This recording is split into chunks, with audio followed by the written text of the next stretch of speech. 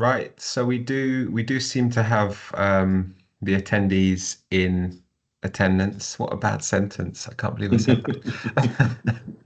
But attendees in attendance. Um, I thought I had enabled things like cameras and microphones, but it appears with this format, maybe not. But you should have the Q&A available to you. So I'd maybe appreciate it while we're waiting for just a few more people to come, if you just perhaps put something in the Q&A just to make sure it's working okay. Be good to know which colleges you're from. For instance. My camera's not enabled. Is that going to happen? Yeah, okay, fine, good.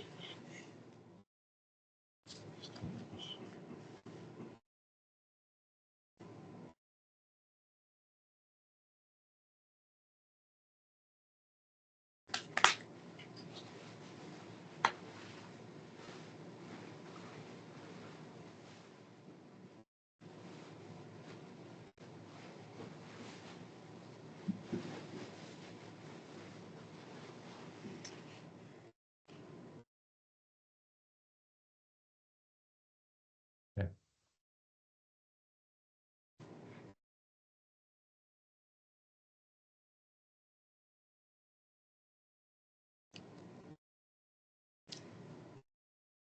Okay. So we have had something in the Q&A just to say hello. Good. Good. Working good. Okay, just to let you know then anyway, following on from this session, you will receive a copy of the recording and also the slides, Neil. Yes. Yes, okay, I've got a copy of them saved as a PDF, so I'll be distributing those along with the recording later on. So I think in that case, what we might do is hand over to you, Neil, to start and take us through this. If you do have any questions, like I said, please put them in the Q&A. We've got our other colleague Jesse here, who will be kind of moderating that and keeping an eye on them. Yeah. Okay. And then I'll deal with them as I go along, or at the end if that's more appropriate. So, welcome this afternoon, everybody. Thank you for coming to this session. So this is the third of our sessions that we've been doing on issues in ESOL and embedding issues in ESOL.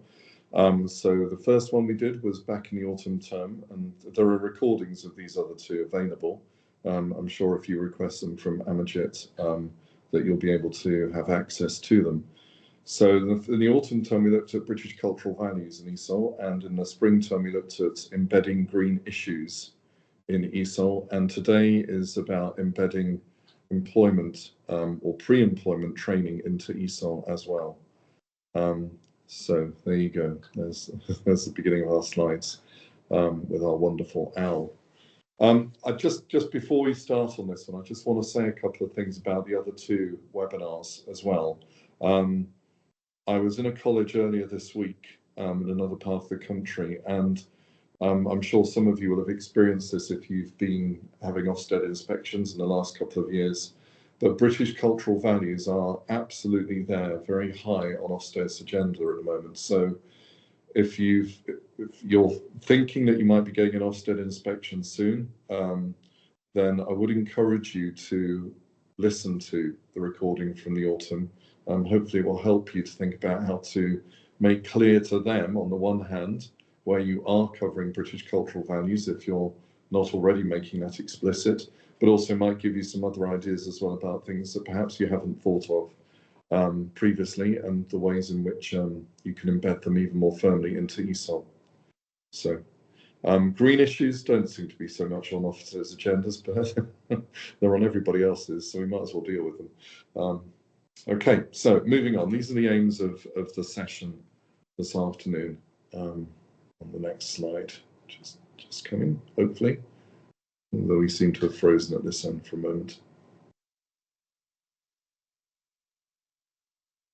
Might be worth, there we go, lovely.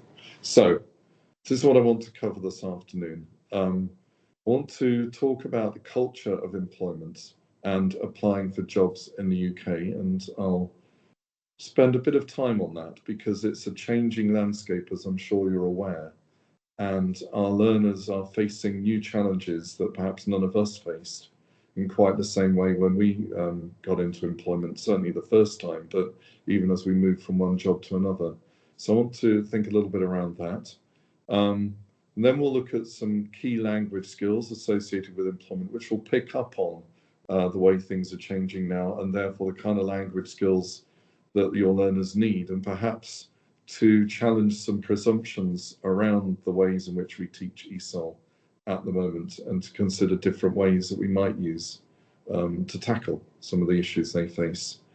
Then I want to give you some examples of how you can integrate employment skills and pre-employment skills into ESOL teaching, some ideas that you could start experimenting with in the classroom, and some provocations perhaps for other things that you might take on. We'll look at the different levels in ESOL, focusing primarily on entry 2 and entry 3, and how pre-employment can be covered at those 2 levels. Then we'll look at some of our assessments, and I'll explain more about the themes and the strands that we have in our assessments. And if you're using those, how you can look at pre-employment skills as you're preparing for the assessments, so that the 2 things can go hand in hand. And finally, we'll look a little bit at how to make links with other subject areas in the curriculum, if that's relevant to you, which it may well be for some of you. So moving on from there, if we start by looking at the culture of employment. So this is changing rapidly, and I'm sure you're aware of this. If not, in your own life, you will be anecdotally from friends, colleagues, some of your students perhaps. But it presents for ESOL learners, as for everyone else, a whole new range of challenges that perhaps we haven't understood much before, and that we're not yet fully adapting to. And in our society, as in most societies across the world, we're debating how we feel about these things. So, for example, at the top of the list, hybrid working is here to stay. That I don't know if that's your experience with where you're teaching at the moment, and obviously in teaching it can be a little less prevalent. Perhaps it depends on what position you hold and how you teach and how your college works with hybrid working at the moment. But for most people who are not engaged in manual labour and aren't involved in day-to-day contact with people as the primary aim of their job, then hybrid working is becoming more and more common. I've called it hybrid because that's, I suppose, the current terminology, but also it's hard to say where it's exactly going in the future. And just in case anyone isn't quite sure what I'm talking about here, I'm talking about the culture where you work sometimes at home and sometimes in a workplace. But your reasons for working in a workplace now with other colleagues around you are probably quite different from the reasons that were there in the past. And when I talk about the past, in a sense, I'm really only talking about pre-pandemic. So we're talking about 4 or 5 years ago. This change has happened very rapidly, but it's something that employers are becoming more used to. And you'll see in your own towns, I'm sure, that there are less and less office buildings that are open or full, and that it's becoming less common to meet together as a group of people to engage in work if you don't need to be with people all the time. So thinking about that from an ESOL point of view, that's a massive challenge, because the language challenges involved in hybrid working are immense. And I don't think as a society, and as I say, I think we're still debating how this is going, as a society, we haven't really thought this through. We haven't thought through how language works differently online and Teams meetings like this, or compared to live, face-to-face with people. And again, from my very recent experience, I've been running some training on changes to access courses in colleges around the country recently. And we decided that we'd actually run that training face-to-face rather than online, which I think was a very good decision. And the conversations that I've had with people face to face are completely different from the conversations I've had when I've done this training online. The quality of the conversation is different, the depth is different, and the ability to think spontaneously and to express a spontaneous thought is more available, let's say, to people when you're face to face, in a way that is not true when you're online. It all feels a little bit more distant and formal, perhaps, or maybe the opposite of that. Maybe if you can turn your camera off, as you all can this afternoon, then you can be doing a lot of different things, not focusing on what's going on in quite the same way. Now, that's, as I say, a challenge for ESOL learners, and it's something that we need to be thinking about. How does language work in that context?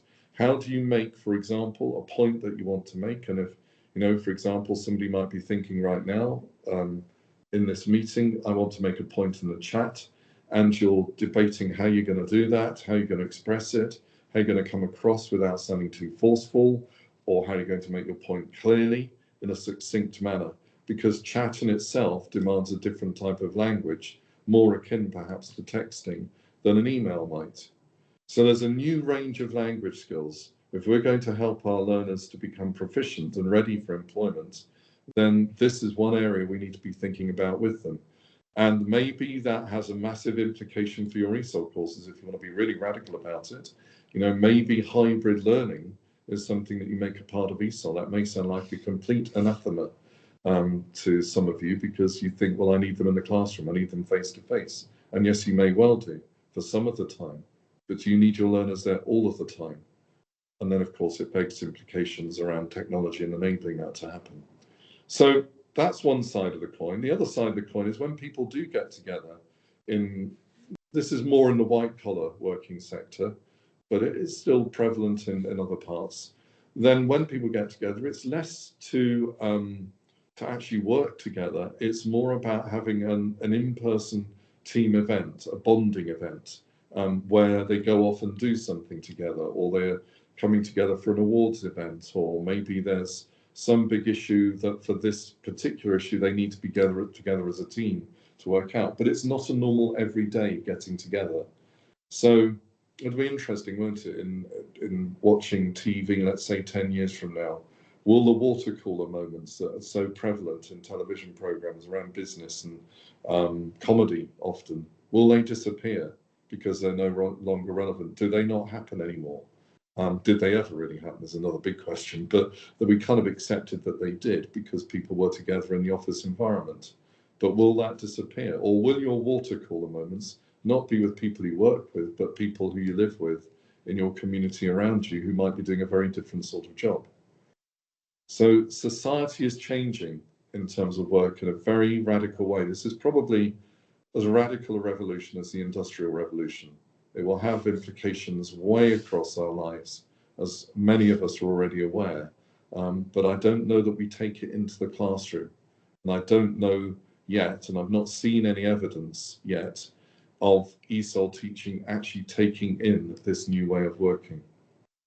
So that needs to be in our thinking. Skill-based hiring is becoming more prevalent, less knowledge-based, less about what qualifications do you have that are specifically relevant to this particular industry or this profession. Obviously, to a certain level, that is still going to be there.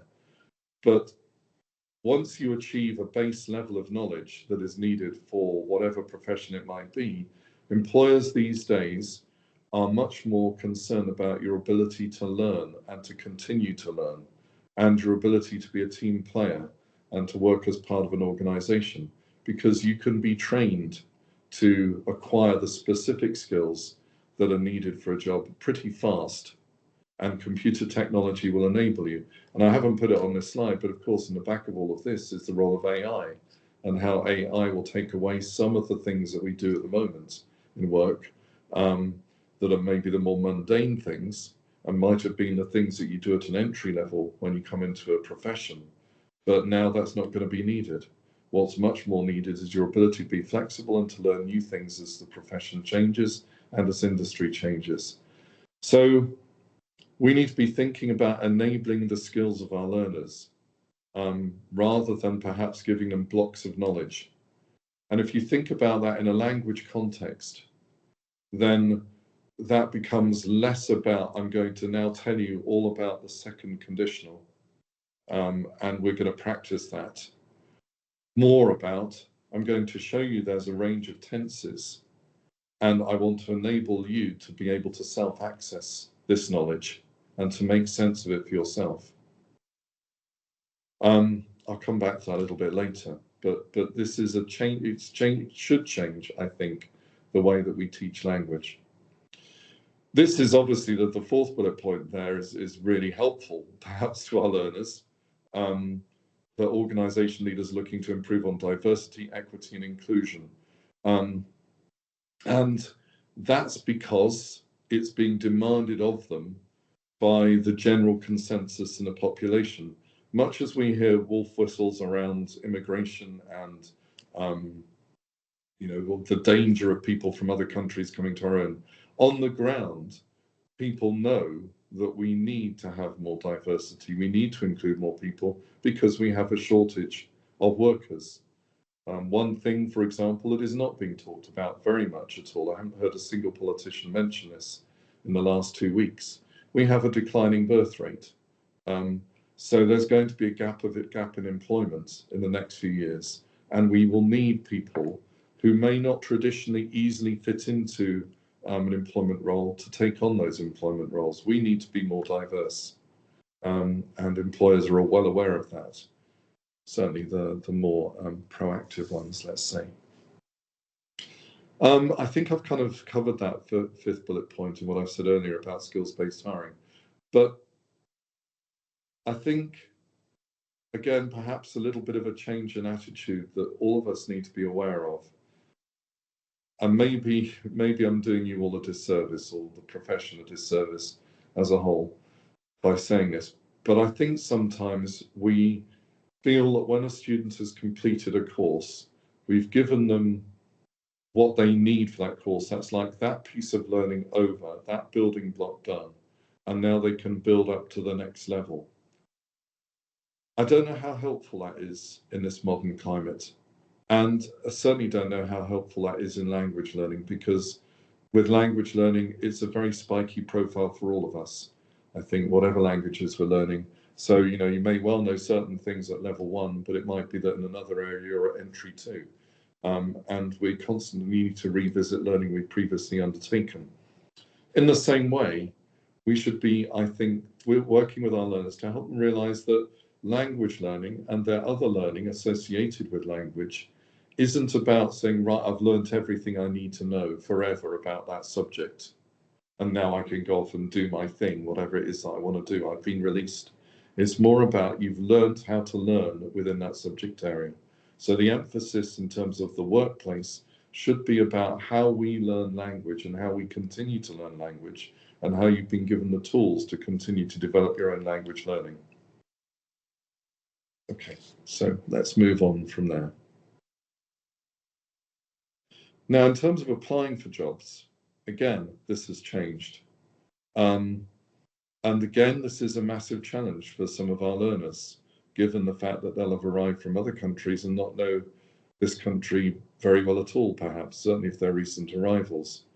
But this, sorry, I should have said the previous slide, all the information I had on that slide was taken from an organization called Change Formation. And if you don't know Change Formation, it's worth looking them up. They're a kind of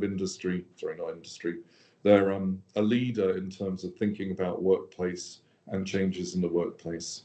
The information I've taken here is from the BBC website from a couple of months ago, and is recent advice on how to effectively look for a job nowadays. So the advice is, don't stick just to your local area.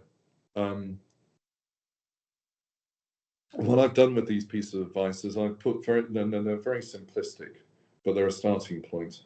I put next to them things to provoke what you could do in the ESOL classroom to help learners with these particular things. So don't stick to your local area. Search beyond a 40-mile radius. Obviously, if hybrid working is here to stay, then a lot of jobs can be done at great distance, sometimes not even within the same country where the company is located. There have been a couple of recent documentaries about that, people working all over the world. but still working effectively online in effect. So if learners have to look for jobs a long way away, or include that search rather within their general search, then they need to know something about the geography of this country.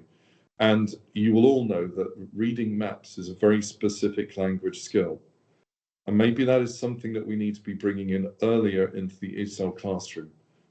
Even simple maps, but getting used to using maps. I mean, it is certainly with my learners, the London Underground map, living in London, it's an interesting one to use with learners because it's very pictorial, diagrammatic, and in some ways quite simple.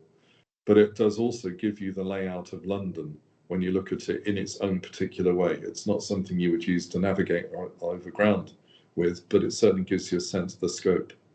So simple maps can be really helpful as a thing to help learners with. Use keywords in your searches. That's a really interesting thing. So you've got to know what kind of job you're looking for. You can't, and they're not necessarily keywords that are traditional keywords like farmer or I've led myself up a garden path. I don't know, secretary or manager or anything like that. The words are changing, and it's an interesting thing just to look at how the language of work description has changed, and therefore what words you need to use. I'm trying to think of what current terminology is used for a shop assistant. I don't know, that'd be called a help customer service or customer help desk, or I don't know. So help becomes a part of the search, for example. So you can play around with that. It's quite a lot of fun to be had with that, probably. I haven't investigated that as much as I should have done, but you need to think about what words are our learners going to use to search precisely. These days, if you wait for a job to be advertised, if it's a good job, it probably will have gone by the time you respond to the advert. So learners need to learn to be proactive. And the BBC website spent a bit of time on this. There's some quite useful information on it, actually. Looking at how you write unsolicited emails to a company. What do you say about yourself? How do you approach them? What level of language do you use? How formal or informal are you? And obviously that depends on the context of the industry. In the entertainment industry and the film industry, you can be fairly informal in those kind of emails, but obviously you wouldn't be so much in a much more traditional white-collar industry if you're trying to work in the, let's say, the banking sector, for example. So we don't, I mean, I've often, it's a bit of a hobby horse of mine, but I've often thought in ESOL, we don't think enough when we teach our learners writing. We don't think enough about audience, and we don't think enough about the specificity of that audience. It's such a subtle skill in English to get that right. And we all know when we've got an email from someone that has either been too formal or informal, and how that made us feel, that we didn't like it and immediately set our teeth on edge. So our learners need to learn that. If they're going to be successful in their job applications, they need to be experimenting with levels of formality and informality.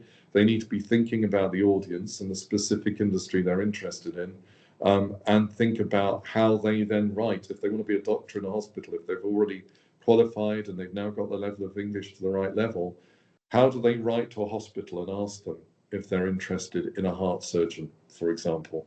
Personally, I have no idea, but it's something that we can find out with them. The other thing is sell your skill. I hate this kind of neat phrase, but it's there. Sell your skills, not years. So don't talk about how much experience you've got there.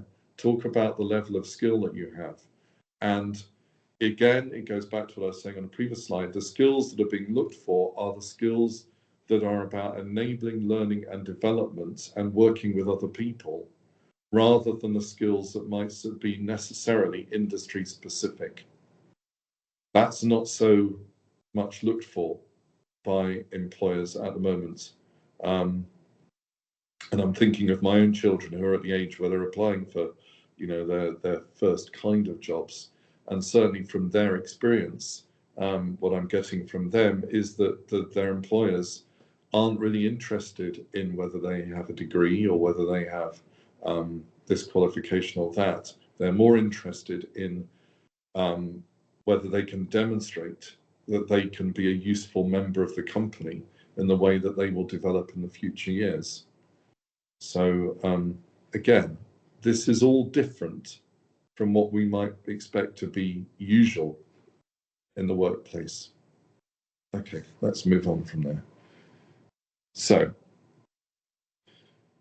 now this I've taken from, to a large extent, and some of you may well be aware of it, the Bell report that was recently published, investigating ESOL teaching, and will probably provide some guidance in terms of the revision of the ESOL national curriculum in the next few years, which is something that government departments are looking at the moment.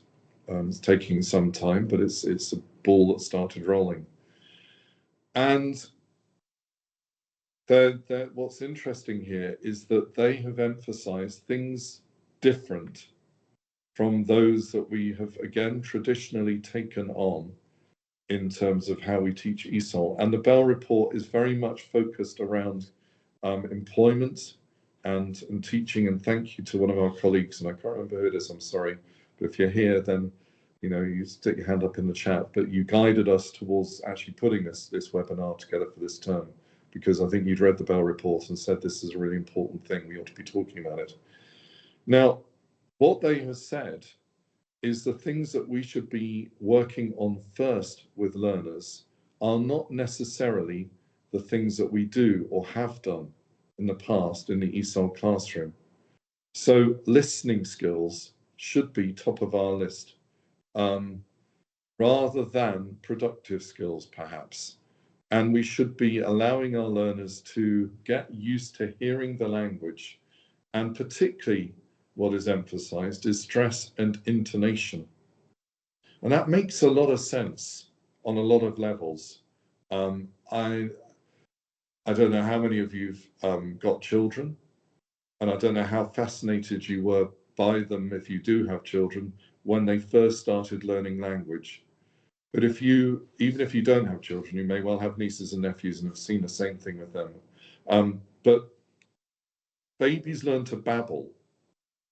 They learn to create a rhythm with their language before they learn the words to stick into that rhythm. That's the first thing that a brain needs to get around in terms of learning language, alongside turn taking and the rhythm of that. And if you listen to a baby from this country babbling compared to a baby from Japan, it will be completely different, because the stress and intonation of the languages is completely different. And they pick that up really, really fast. It's an incredible thing to observe. Very exciting when you start to see that that's what a baby is doing.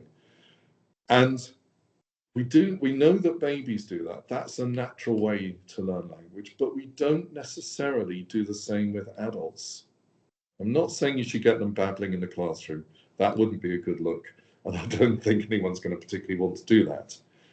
But we do, and I know a lot of you will do this, we do drill words. We do drill words for pronunciation. And if you think about it, it's not that different from what a baby is doing when it's learning to babble. But the other side of it as well is to get used in a safe way to that idea of the stress and intonation of this language. Then allow lots of listening to happen in the classroom, lots of listening to recorded pieces of work in different contexts, listening to you actually using language in a way that they'll be used to hearing outside the classroom, so they can start to make the connections. And the next thing that the Bell report emphasizes is vocabulary development and the skills of acquiring vocabulary. Now, I don't know if any of you do Duolingo, but I've become a bit of a fan. I'm a little bit addicted to it right now, I'm afraid. And I'm learning Greek through Duolingo at the moment, because we have colleagues in Greece and I want to try and use some of their language with them. And what I've learned from Duolingo is very interesting. It's a very motivating way of learning a language, partly because it's set up a little bit like a computer game with all the rewards and bits of competition that you would expect, but also because it does the thing that you want to do with language right from the word go. It gives you the words for things. And when you go to a country, the first thing you want to be able to do is say a thing. You want to be able to point at that thing and say its name. And we don't tend to do that so much in language teaching in this country. Certainly modern foreign language teaching doesn't emphasize vocabulary without saying also something about tense or grammatical construction or syntax.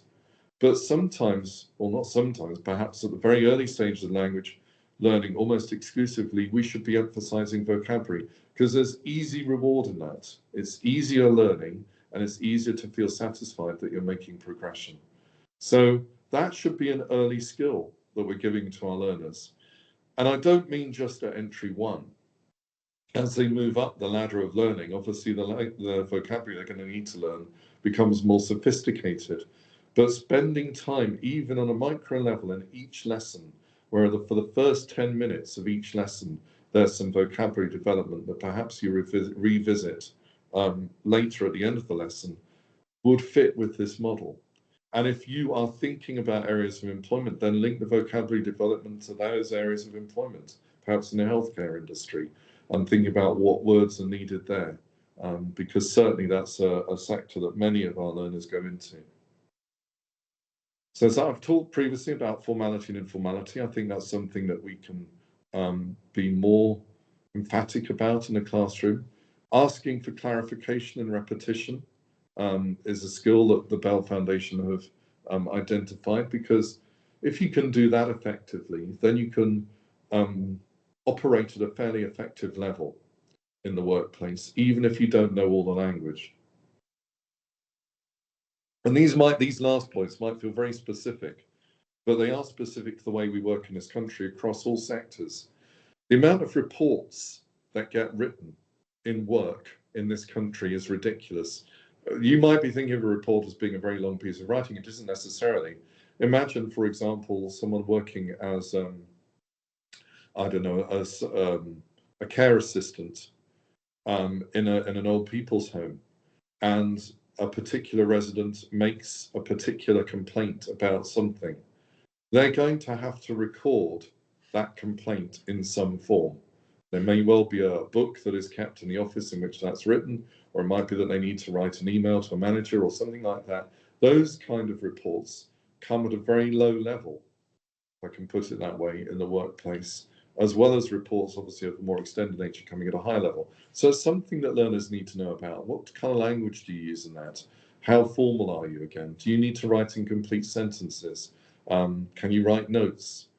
And how accurate do they need to be?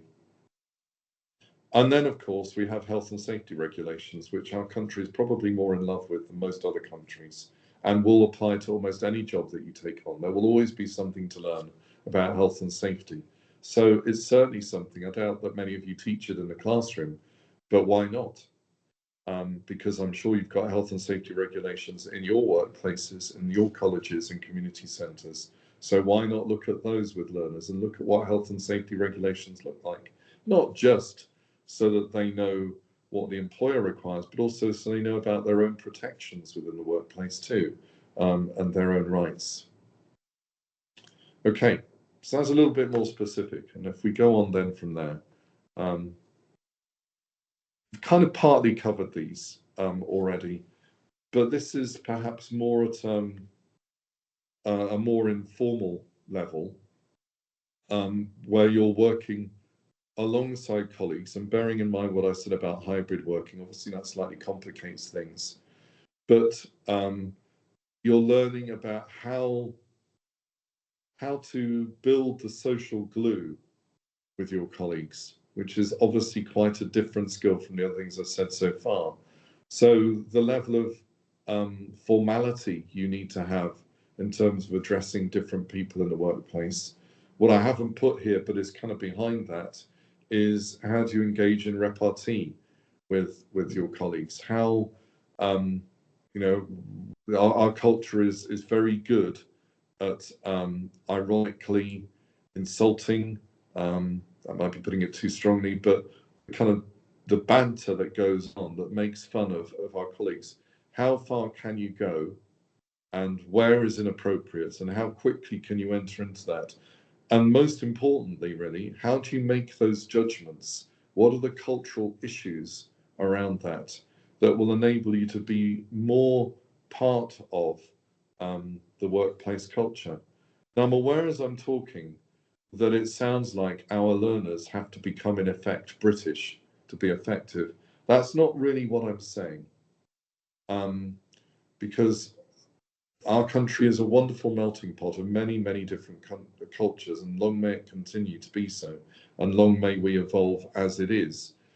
But there has to be a meeting point where someone from a country that is very different from ours, that knows enough so that they won't offend people that they work with, but more subtly than that, can also become effective friends, if I can put it that way, with the people that they work with. And that links to politeness as well. And I suppose also I'm covering it when I talk about social irony there.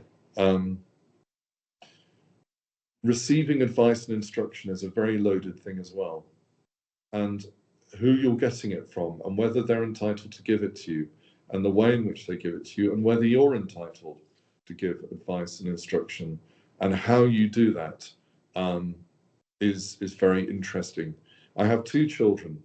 One is a brilliant trainer, absolutely fantastic. He knows entirely the subtleties of how to get people on side and listening to him, and it's fantastic.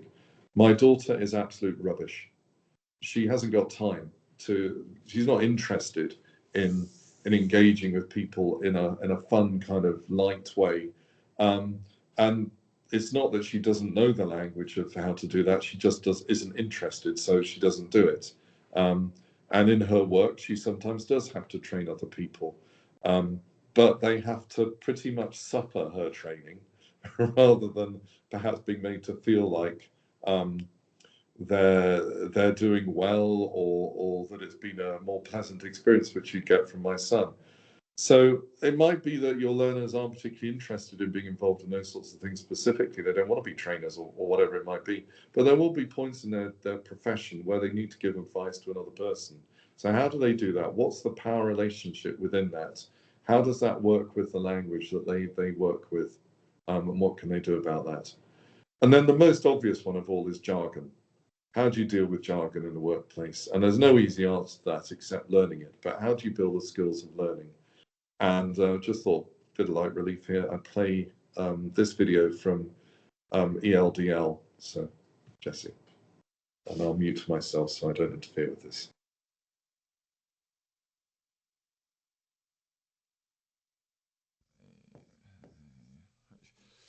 Cool. So that is how Playtech is spelt. All right, moving on to the other reason for the meeting. We really need to go over our KPIs for the month and make sure we've got all of our CTAs by EOD. Actually, Ron, I haven't got the triple O for my PTO yet. I didn't approve your PTO. In fact, that's going to be UPL with a PC. FFS. Well, let's get BOT and finish this REM. Okay. We got to get QA on this OS because the ISP has said this UX isn't up to scratch.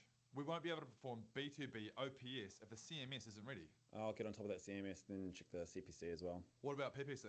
Yeah, I'll check that as well as the ROS and the SEO as well. Ali, have you got the UV stats for the SWAS? We need that ASAP by EOP. Yeah, all good, Ron. I've got the OTC MOM TBA. Then the CFO has asked me to get on the EDS and EST ASAP. Cool. Thanks, Ali. Now, Adam, you've actually got an easy afternoon. I've just got one simple little task for you to get on with. Oh, good. So we've got the NSOR coming down the PQT this Arvo. I need you to be on the FTG ASAP until the CTG comes through with the ROG. Get the DDA done by the EOP, then you can LWR and take your SDO. Shouldn't be much of a PQY because most of the people have a QW anyway.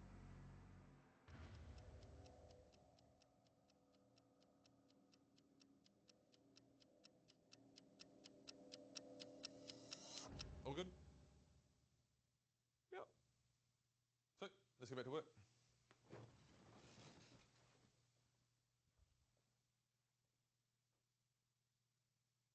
WTF? TY for watching. Now make sure you SUB.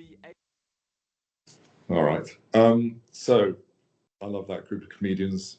The New Zealand bunch of comedians do stuff around tech workplaces as well as gaming. So they're called VLDL. I should give them some credit, shouldn't I? so you can check them out on YouTube sometime. But I mean, it's just as an obvious example, perhaps, but I think the most important thing there is, going back to the previous slide, is what does a learner do if they end up in that situation? How do they cope with that? What's the appropriate thing to do? What's going to still enable them to keep dignity, to save face, but also to get the learning that they need in that situation? And obviously there's onus on the other side in terms of the way in which people use jargon, but that's not something necessarily your learners have power over. Okay, let's move on from there. So I'm going to get into a couple of ideas, big ideas for us to think about in terms of things we can do in the ESOL classroom. And I thought this could be quite an interesting thing to experiment with. So obviously your learners come into your classroom, however they do, in whatever way they learn. And there is a particular environment that you've created, which is user-friendly, hopefully, and enables them to feel safe and ready to learn, and so that they can interact effectively with each other, with any bits of technology you've got there, and with you. So it's set up to be an effective learning environment. Well, most workspaces aren't like that. They're set up very differently, and quite often, I think, they're quite individualized, so that people are separated from one another and encouraged to just focus on the work. There may be social areas, but they're more likely to be much more limited in terms of the scope of what someone can do within that room. So one very simple thing you could do, but could be very effective in terms of language learning, and it's certainly something I've done with my learners in the past, is experiment with setting up the classroom so it looks like a workspace. And then thinking about, how do you communicate effectively within that workspace? If you're working at a computer and somebody's working next to you, how do you interrupt them if you need some help? What's the appropriate language to use in that setting?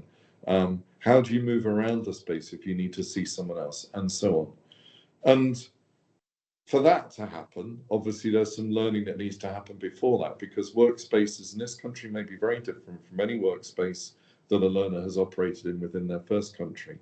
So they'll need to do some research. What are workplace environments like in this country? And that's obviously very useful reading, as well as a good study skill to develop with them in terms of how you look for that kind of information. They can research what kind of resources are needed for the workplace, both personal resources, what would they be expected to bring in with them into the workspace and will not be provided by the company, and what can they expect for the company to provide for them. And again, that operates across all sectors. I mean, obviously I'm talking about quite an office-based environment in a sense, and that picture suggests it, but I'm thinking of many, many years ago in my early ESOL teaching, where I taught a particular London college that did a lot of motor vehicle repair stuff, and a lot of our ESOL learners went into that. It was something that they were very interested in, particular groups from particular countries. So we worked quite a lot with them as a department around language, jargon, and so on, all the things you might expect to be covered in terms of ESOL, but then also in terms of the things I've already covered in terms of social expectations, but what did they need to bring in?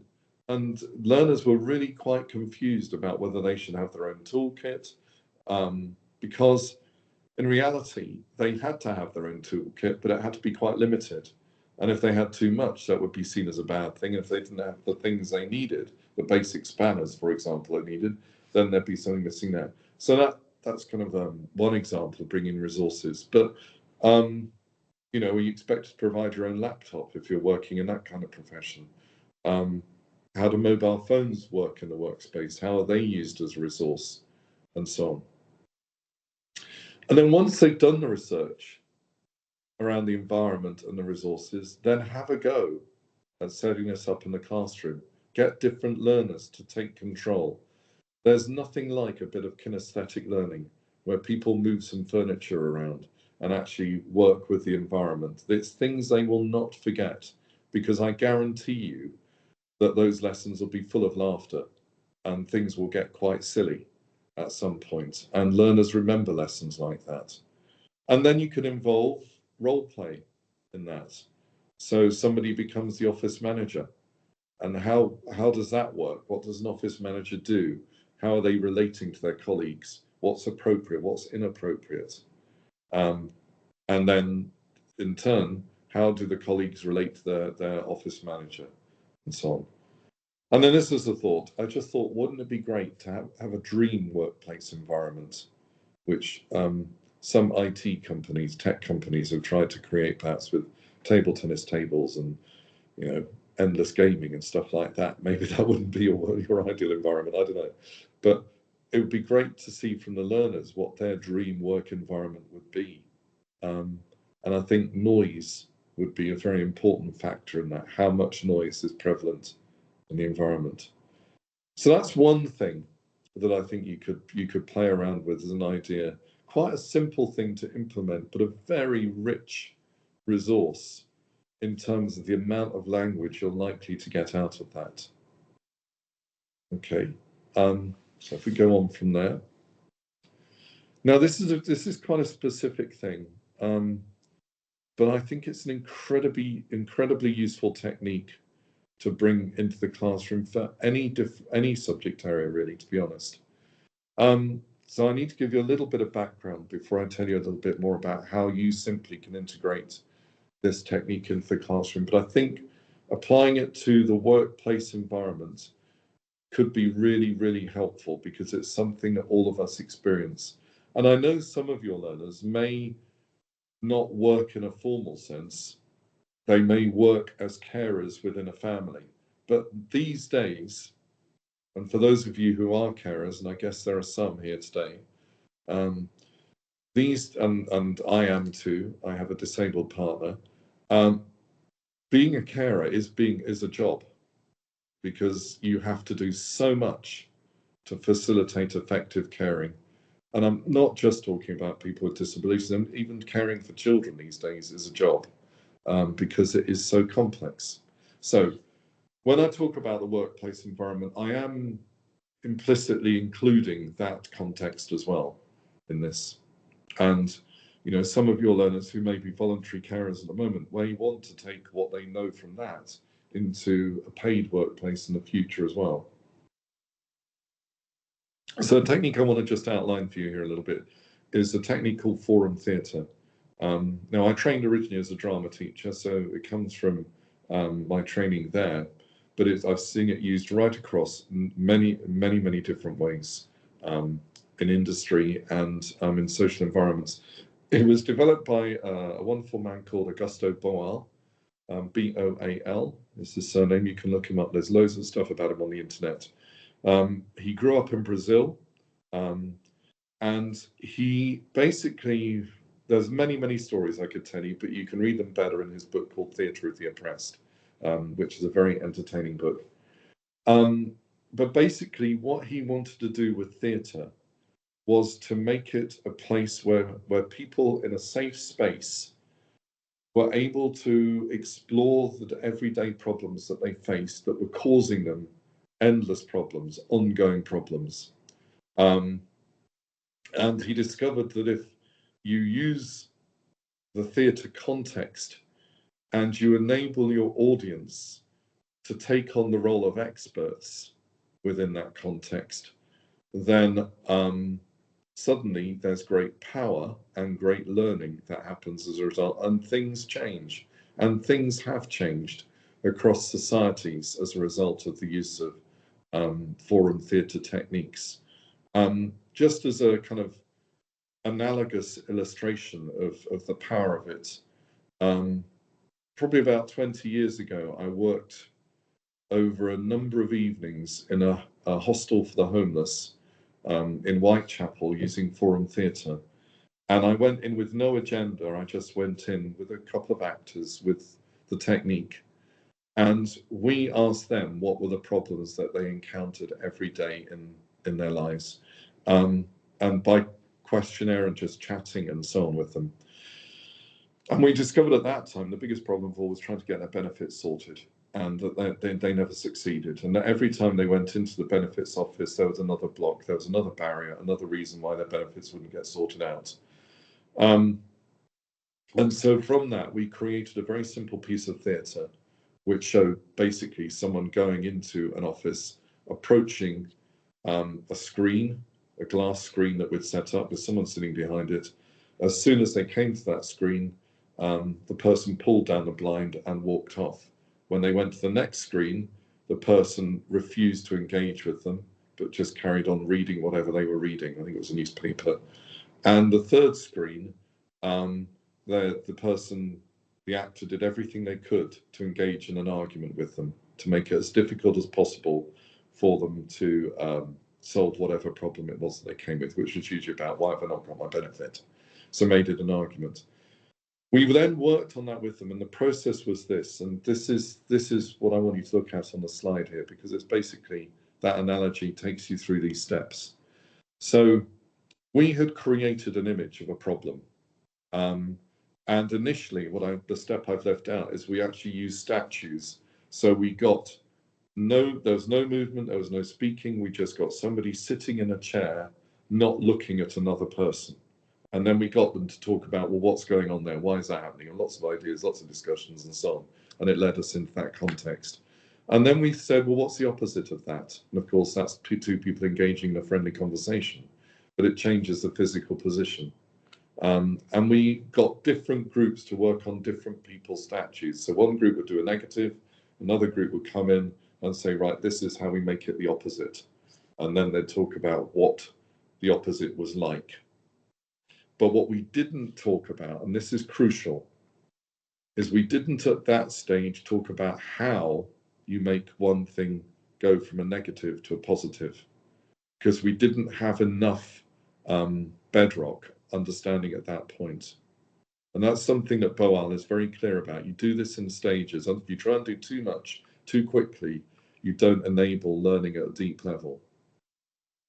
But once you've got your images and your simple pieces of drama, then you bring that to improvisation. You bring it to life in an improvised form. And you have an audience who aren't called an audience anymore, they're called spectators. And their job is to watch the drama and then to identify the person who is suffering the most. In Boal's terms, that's the oppressed person. And then when they've got an idea of how that person can change things, they take that person's place and try and turn it around to create a positive outcome that's like the positive opposite of the original negative idea. Now take that into the workplace with your learners. You can get them to brainstorm what problems they either have experienced in the workplace or might experience in the future or are experiencing at that moment. Some of your learners will be working, no doubt. And again, I include those who are voluntary carers in this. So what problems have they encountered? You get them to brainstorm it. Then you get them to make a statue that represents the problem. Then you get another group to come in and swap that statue around so it's a positive image. Then from there, you develop the improvisation. How do we show that problem in moving 3D form? And you play out maybe a 2 or 3 minute piece of drama, and you invite other people in the classroom to try and take the place of the learner, the oppressed person who needs to have their problem solved. What is crucial is that the problem is very specific. So it could be, I don't like the way my manager talks to me. I don't understand what I should do with this piece of work.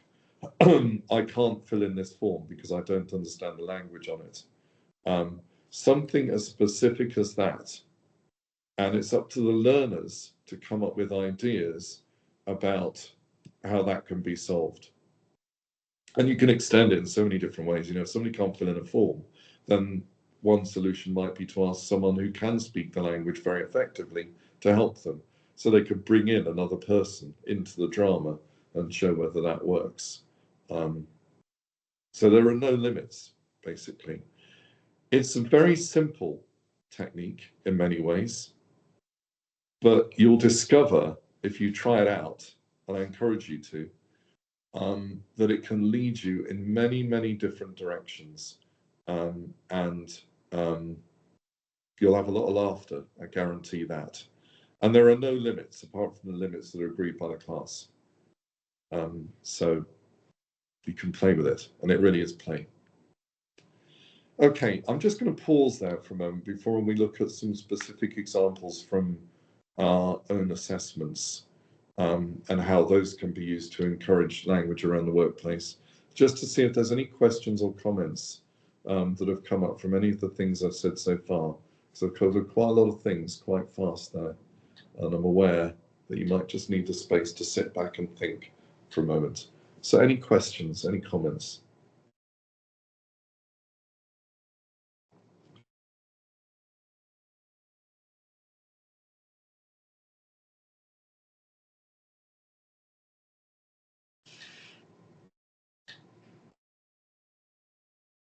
Neil, it doesn't appear to be anything in the Q&A just Sure. yet. I'm back. Okay, that's all right.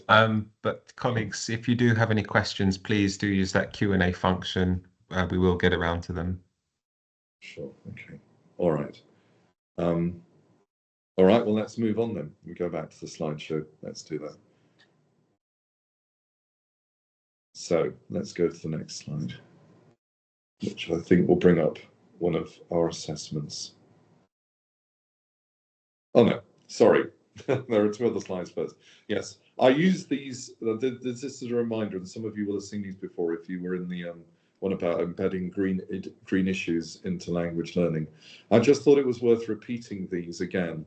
I find these stages of language learning really helpful to think about in terms of where you are with your learners, and therefore what you need to be covering in terms of the workplace. So I'm not going to read them all through in great detail now, because you can listen to the previous recording, and I went through them in more detail there. We've got these 5 stages of pre-production, early production, speech emergence, intermediate fluency, and then advanced fluency. And what is useful to look at is what the skills are that you would expect a learner to be using at those different levels. So if you've got very early learners in terms of learning English, then it's okay for them to be normally silent while language is being produced around them. It's a hard judgment to make when you move on from that to early production, but there's certainly space and time should be given to pre-production before you get to early production, and so on. It goes up through the stages, and I'm not going to go through them all in detail. If you look at the next slide, what I've done is shown you how, in terms of moving learners up that scale, the motivation of covering an area that they are all going to be concerned about in one way or another is really motivating to move them on from the pre-production to the more fluent stages of language learning. So obviously you're using a very current and important topic.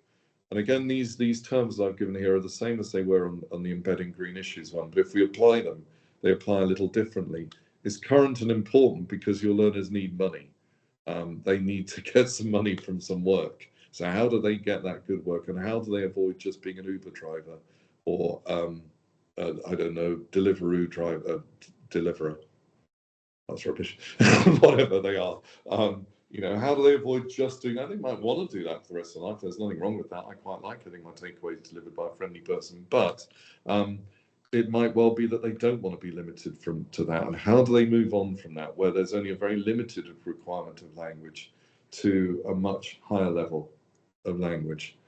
And if the thing that I covered last time that I just want to emphasize here is, it provoked, after the seminar, actually, it provoked quite a lot of interesting discussion with colleagues in a couple of centres I visited afterwards, and also via email, because I think it kind of sparked thinking for some people. What I was basically saying is, if you cover one narrow language area and just focus on that, so you just focus on the language of employment, And maybe you're even more specific than that. If you've got a homogenous group of learners who all kind of want to work in the same profession, then you can just focus on the language of that profession, be it the healthcare profession or retail or whatever it might be. And you don't do anything else. You just do that. And you work through those stages of language learning on the previous slide. So you surround them with lots of language, then you get them to do some early production, then you start looking at some of the grammatical forms that are associated with the vocabulary that they're using. You'll actually find that your learners move through the stages of learning really fast. And because they're motivated, they're interested, but also you've narrowed down the scope of the learning they're having to do. And what that does is, once the learner has realized, actually, do you know what? I know a lot of stuff about that language now, about that bit of language, and I got that. They'll then start to realize that actually they can do the same in other language, other bits of language, other language areas within English, other contexts.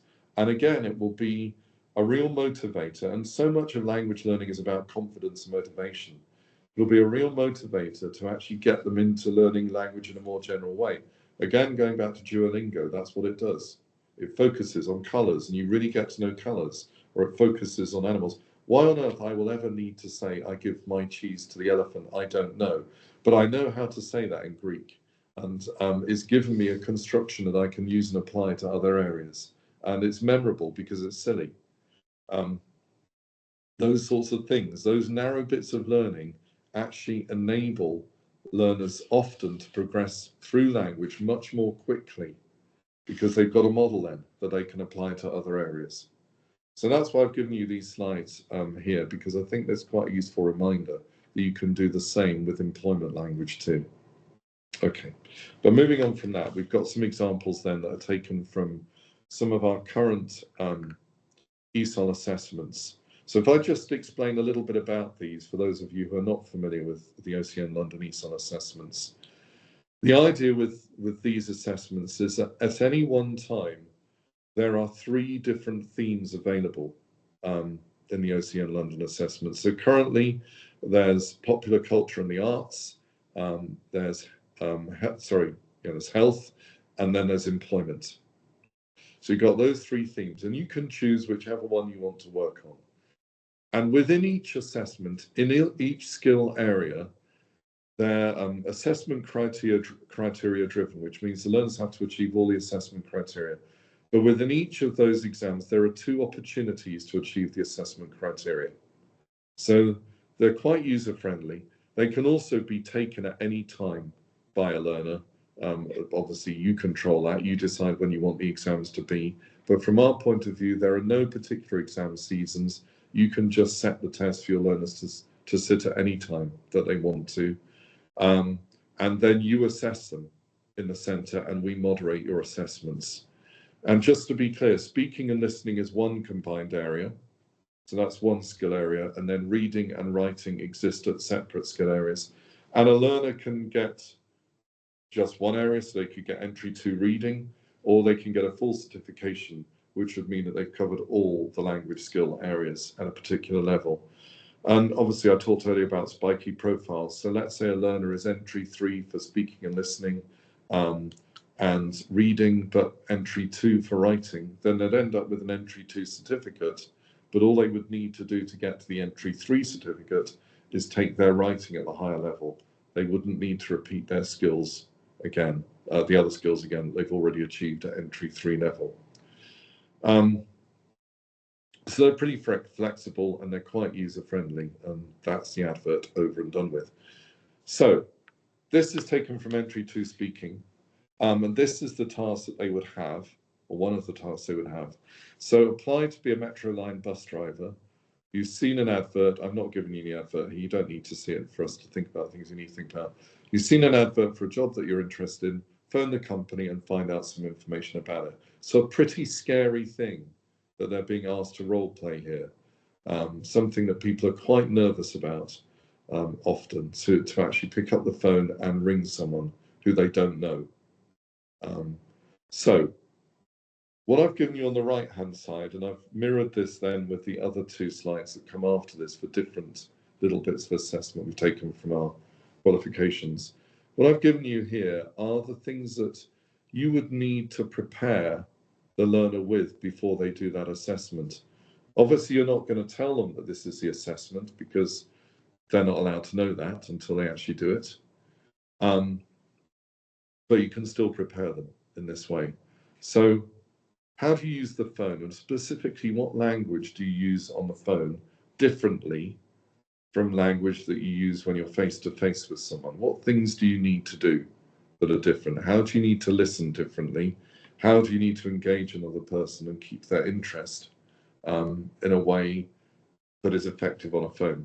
How do you create a good first impression on a phone? If you're ringing up about a job, you want to make a good first impression. How do you do that?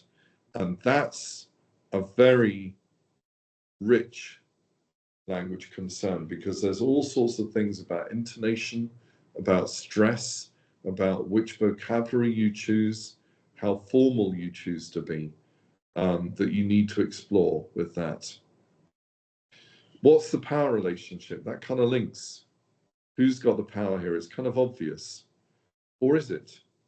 What if they're desperate for bus drivers? What if you know that basically they're going to take you on if you just satisfy some key things? That could be the case. What paralinguistic skills are needed? Again, on a phone, what paralinguistic skills do you need? That's a complex thing as well, the more you think about it, because obviously you've got no visual language. I'm assuming you're not FaceTiming when you ring up for this, and you probably wouldn't be. It still would be audio only. So those kind of things, how you demonstrate that, and that also, of course, links to how you show effective listening without being over enthusiastic and interrupting too much when the other person might be speaking. So those things, now thinking about the way the OCN London assessments work, all those things I would expect you to be covering ahead of doing the assessment to then make it effective for the learner to, well, obviously so they achieve the assessment criteria, because that's your first aim, but also to actually make it a useful experience for them that they can take then away from the assessment and apply in their own lives in a real context. Because something we've always been concerned about with the OCN London assessments is to make them as real to life, as true to life, I should say, as as possible, and not too artificial, so that we're using language that is useful for the learner.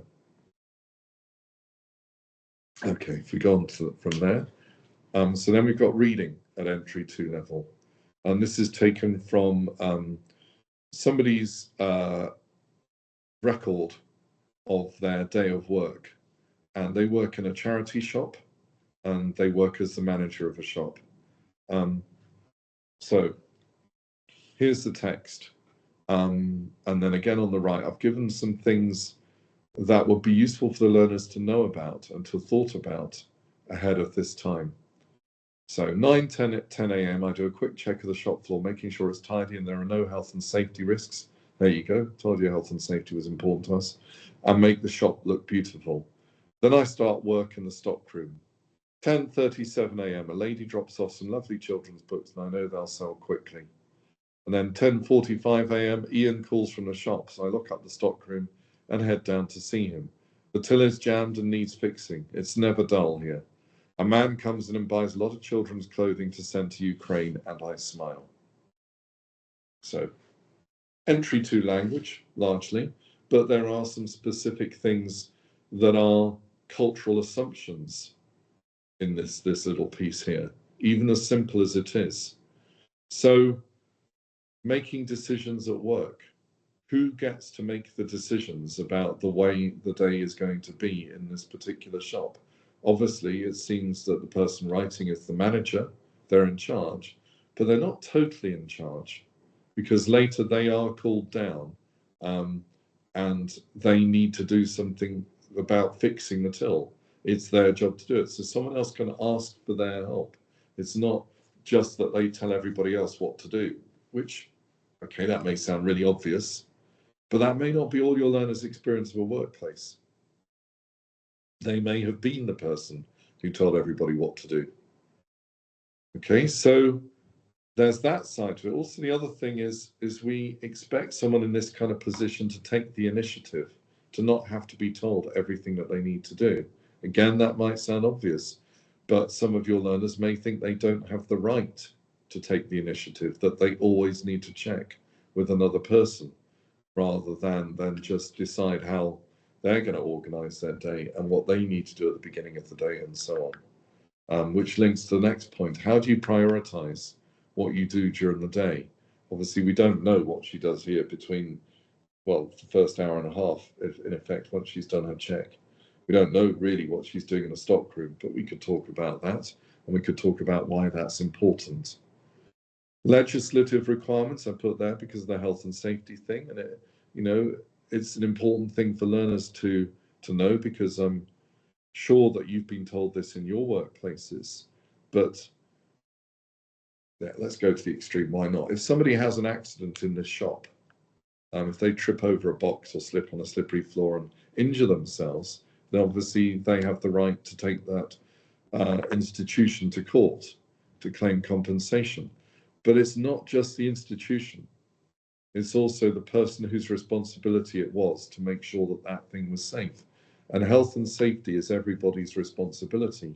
Your learners may not be aware of that, and that could catch them out further down the line once they're in the workplace. So they need to know that they too need to be part of solving health and safety in whatever workplace they end up in.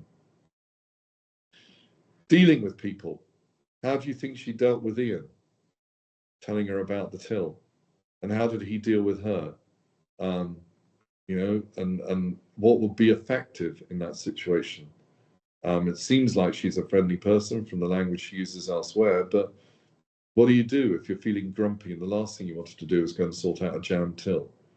What would be culturally appropriate to do in that situation? Okay. And the other thing that I don't know if you ever think about these with assessments, and it's a natural thing to think that once the assessment is done, it's over.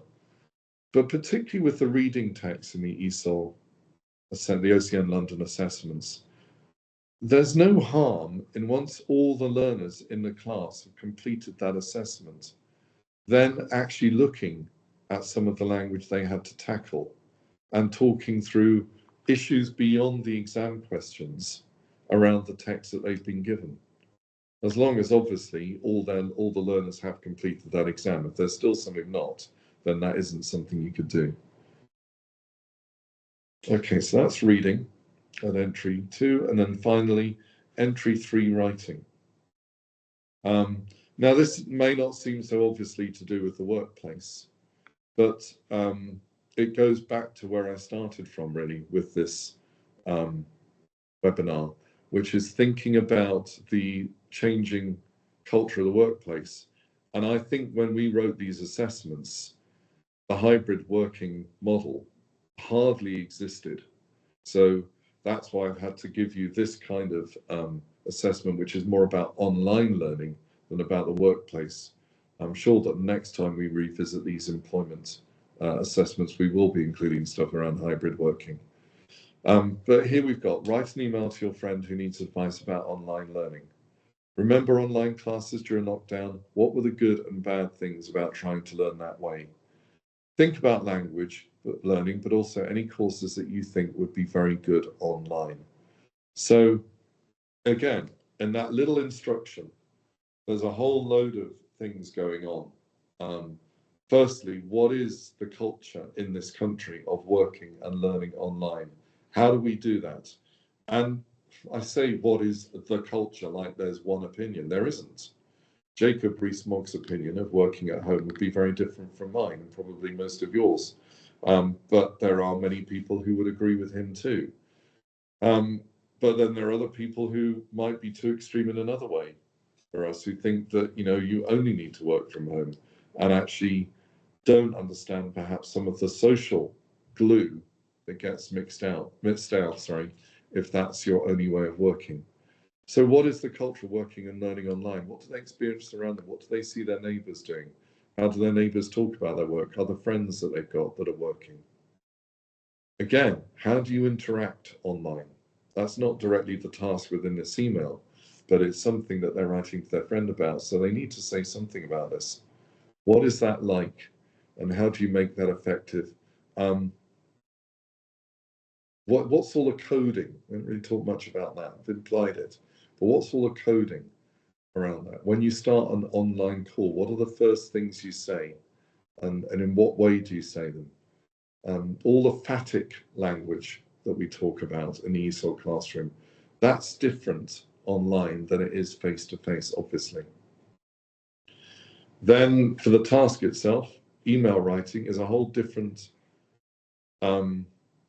thing from writing something else. And the reason I'm hesitating is one of my personal pet hates at the moment is almost every time I get an email from a company or an institution, it starts with, hope you are well. I don't know if you experience that, but they don't hope that I'm well. And often, not often, sorry, sometimes the next thing they say can be quite a clear indication of why I might not be well because of what they're telling me about how they failed or something that they're demanding of me. I think that's a new thing. I don't think I've seen that very much before, this hope you are well phrase, but it seems to have crept into online communication. But we start with that because we've kind of accepted with an email, you don't start with dear, da da da da da. That's too letter-like. So what do we put instead? And I don't think that's a successful solution. However, for the moment, your learners might need to learn that phrase because that might be what they need to say. And obviously in all of that, I've just made a comparison with other forms of communicating. That's always a good thing to do in the ESOL classroom. You know, how else do you communicate? How do we use language differently? What things can we look at in comparison to writing an email or working online? So these things on the right-hand side, if you do our assessments, these are the kind of things that I'd encourage you to be doing before the learners go in to do the assessment. So they get both a richer experience of the assessment. It's not just about passing the exam, it's something more useful than that. But also they're prepared enough to be able to achieve the assessment criteria pretty effectively as well. Okay, we're almost at the end, and that'll give you a few minutes to ask any questions that you want to. But with the links with other subject areas, I don't know how integrated your ESOL provision is with other subject areas. It may or may not be. Regardless of whether it is, your learners didn't necessarily, there are very few learners, sorry, let me put it another way around. Very few learners who come to this country as second language learners, and their priority is that they just want to learn English. There are some, but those learners tend to study EFL rather than ESOL. Most of your learners, the vast majority of your learners, will be using or learning English as a route to the thing that they really want to do. So, bearing that in mind, whether or not you integrate your ESOL with other subject areas, it's important to help learners to understand that what they're doing in ESOL is useful for whatever it is that they're going on to, because obviously that will motivate them more, but it will also make the language learning have an even greater benefit to them than simply being language learning. So what transferable skills are you using in learning ESOL? And I could spend a very long time on this, which we don't have time for. Maybe that'll be another webinar. But what are the transferable skills within ESOL? Essentially, it's the balance between learning bits of knowledge, which is vocabulary and culture, perhaps, and learning skills. So I've called it transferable skills. Maybe I should have called it transferable skills and knowledge. And working with those in a language context. But the same is true of almost every other subject area you will encounter, if not all. That there will be bits of knowledge that you need to acquire. How do you acquire that knowledge? How do you make it stick? How do you make use of that knowledge? And then there'll be skills. And what do you need to do to actually really develop a skill? And the obvious things are, as we've all said many a time, I'm sure, practice. So when you're practicing language, What's that like? And how does that link to practicing something else? Okay, then there are skills around acquiring language, particularly jargon, as I mentioned before. How did they learn the jargon, or how will they learn the jargon of a particular employment area? And how does that apply to other places where they might want to learn jargon? We know think about hobbies as well, for example. And you know, if they want to talk about football in the pub with their mates, how do they acquire the language of football easily? And if you don't know how to do that, I can't remember which episode it is, but try and watch the IT crowd episode where Moss tries to communicate about football. And that will give you some ideas of some things you might want to practice with them.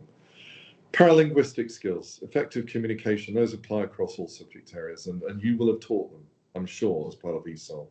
You know, we all know, or we at least pay lip service to, forgive the pun, the idea that only 20% of communication are the words that we say. 80% is everything else. And that's where paralinguistic skills are so important, and they apply to all subject areas. Confidence, how did they become a more confident learner in your classroom? What did they do? Not what did you do for them to make them confident? Obviously, you will have played your part, but there will have been a point for any learner who takes off in their learning where they learned to be confident for themselves. How did that happen? Unpack that with them. That's such a useful piece of learning for someone to take away into other areas. What gives me confidence? And how do I get that again in a new subject area? Learning to learn, I've talked about the stages of language acquisition. And then finally, study skills. One study skill I think we don't perhaps pay enough attention to is the ability to reflect, to sit back and comment on what we have just learnt for ourselves, and therefore embed that learning more effectively. Okay. So, any questions? We've got about 5 minutes left. This is your opportunity. I'm aware that I've covered a lot of ground there quite fast.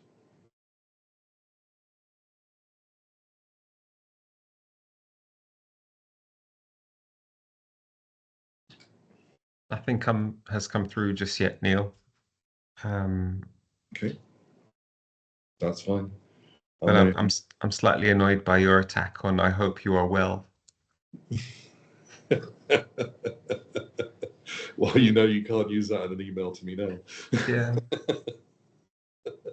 or I will use it a lot more. Capitalize it, probably, knowing you. Yes, but I don't know. Am I being over the top about that? It's just something I've noticed, and we do it. I know why we do it, and it's not a bad thing in itself. We do it to build relationships, and you know that does go back to what I was saying earlier about ESOL communication. And I'm sorry, I'm going to keep talking unless you ask another question. So just another thought to share with you. I've been, and I don't know where I'm going to go with this yet, but it's a thought that's occurred to me recently. I don't know why we don't call ESOL communication, or we don't put communication into that actual title somehow in the acronym. I don't know what you do. I don't know how you do that yet. To work on that a bit more. Because when we talk about English for speakers of other languages, we're focusing on the language skill, which sounds like we're talking about the formal elements of language, the building blocks of language. And I think it easily skews us as language teachers to think, understandably, just about language. What if we thought about ourselves as communication teachers? Don't even know if that's grammatically correct. But if we thought about ourselves like that, I think we'd be including a lot more of this broader aspect of ESOL that when I've talked with colleagues in the past about it, they've kind of gone, well, yeah, I'll do it when I've got time. But actually, I think are core elements to learning ESOL. So that's my little hobby horse or thing, not hobby horse. It's something I'm toying around with at the moment. And maybe there'll be a webinar on that at some point. But just to say as well, this webinar came, we covered pre-employment because a colleague suggested it to us. So We do intend, as far as I know, to keep this series of webinars going. And therefore, not necessarily now, but on reflection, once you've had a think about what we covered today, and maybe looked at the recordings of others if you weren't there. If there's anything that you would like us to cover in terms of these webinars, then do let us know. Things that you think would be helpful to explore in terms of how we cover those in ESOL.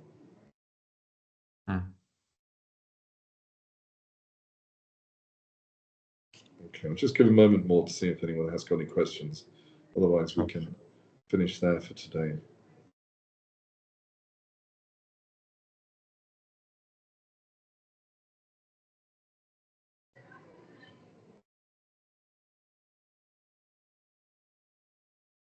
We've had thanks, Neil, but perhaps no questions at the moment. I'll be emailing out to all of you the recording and the slides, etc. So if you do have any questions, or again, as we mentioned, if you can think of any other topics that you'd like to see Neil in particular present on, do let us know. I'm wondering, Neil, if there could be something about, I don't know, resource development. Yeah. Dare I say AI, but there's so many other resources available to teachers now. Yes. Yeah, that would be really helpful. That might be, do you know what? I think that would be a really good session. But what would be really good is if colleagues came and that was a more discussion-based session. Because I have got ideas, but mine tend to be a bit more lateral, where it'd be good to know what the core resources are that you're finding really, really useful in the classroom at the moment. So that could be a really good session if people are up for that. We set it up as a workshop instead. Yeah, I like really that. cool. Yeah. Good. More and more thanks. Okay, lovely. Thank you. Great. All right. Well, I think let's finish there for today then. I don't want to keep colleagues unnecessarily. I hope you found that useful. I hope you enjoy the football. Because that's the most important event that I can think of in next month. And hopefully I shall see some of you soon at some place or another. Fantastic. Take care, everybody. Thanks.